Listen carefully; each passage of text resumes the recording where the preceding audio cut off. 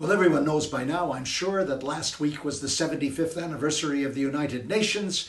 And as a result of that, there was a kind of celebration, if that's the right word, when most of the presidents and prime ministers around the world submitted speeches by way of virtual video. And they had, by and large, two themes. The first was dealing with the coronavirus and hoping that there would be global solidarity in response, a solidarity which is not now in evidence. And the second theme being a kind of requiem for multilateralism. Some of them expressing worry about a death knell for the United Nations, and without always stating it, there's no question that girding that cynicism was a feeling of the paralysis of the Security Council. The Security Council being the premier body of the United Nations. And it was focused, of course, the pessimism focused on the use of the veto by the 5 permanent members. A veto they won't give up: the United States, the United Kingdom, France, China, Russia.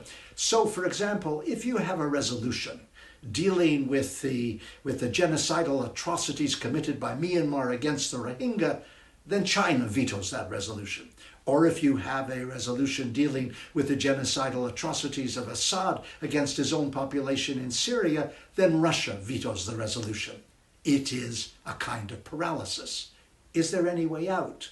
Well, a fascinating possibility has emerged, and I'm now thieving shamelessly from Professor Alan Rock, a former ambassador to the United Nations from Canada, and a former Canadian Minister of Justice and Minister of Health, a man of impeccable credentials who, in conjunction with other academics, is looking at the Convention on the Prevention and Punishment of Genocide.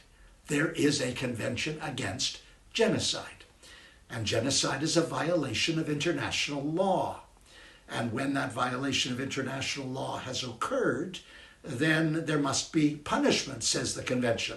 And that punishment can be meted out to responsible constitutional rulers or public officials or private individuals. All of them are noted within the Genocidal Convention or the Genocide Convention.